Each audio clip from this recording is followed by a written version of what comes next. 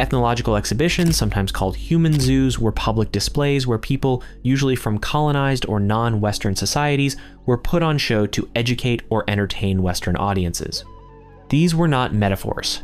These were literal cages, stages, or fenced areas where people were forced to live, perform, or demonstrate their primitive culture for white audiences. From the late 1800s to the early 20th century, major European powers organized these events across cities like Paris, Brussels, Berlin, and London. They called them expositions, but they were designed to do one thing: remind white Europeans of their supposed racial and cultural superiority.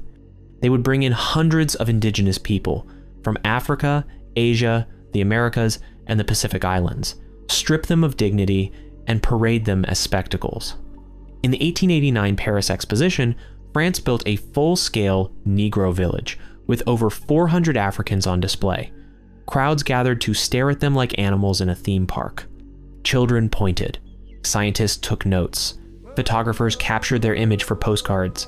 The narrative was that these people were less evolved, subhuman, exotic curiosities to be studied or laughed at. Germany's Karl Hagenbeck, who pioneered the modern zoo model, also specialized in human zoos. He imported people the same way he imported lions and elephants. In his exhibitions, Samoans, Nubians, and Sudanese tribes were shown alongside wild animals, performing daily routines like cooking or dancing in front of crowds that had paid to be amazed by their savagery. And in 1906, in the so-called Land of Freedom, the United States put a Congolese man named Ota Benga on display at the Bronx Zoo inside the monkey house. Newspapers fed the fascination. One headline read, "The Pygmy in the Zoo." Another described him as a cross between man and monkey. He was placed next to an orangutan. He was given a bow and arrow and made to perform for laughing crowds.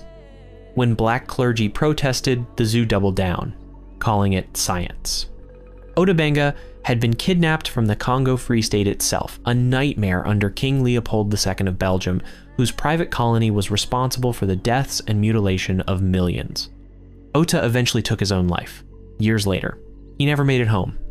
This wasn't fringe behavior. These exhibitions were state-sponsored, often backed by scientists, politicians, and media. They used them to push a very specific message. White Europeans were the pinnacle of human evolution. Everyone else? Specimens, evidence of inferiority, tools to justify colonial rule. And it worked. Millions attended these exhibitions. Children grew up thinking this was normal. Newspapers praised the educational value. Science textbooks used the images. It was propaganda dressed as anthropology. But once World War II exposed the horrors of white supremacist ideology in its most extreme form, Europe suddenly wanted to forget. The exhibitions stopped, the photos were buried, the history sanitized. Even today, many people have no idea this ever happened. And this history isn't ancient. The last documented human zoo exhibit was in Belgium as recent as 1958. It was part of the Brussels World's Fair. A Congolese village was reconstructed, and Congolese people were brought in to inhabit it. Visitors were encouraged to observe them as if they were living dioramas. They were made to pose with bananas, denied interaction with white visitors, and some even recalled being treated worse than animals at the event. This was just 60 years ago. Some of the people involved are still alive today. The human zoo wasn't just a physical space. It was a psychological weapon, a way to condition entire populations into accepting that some humans were meant to rule and others were meant to be caged. This wasn't just about cages.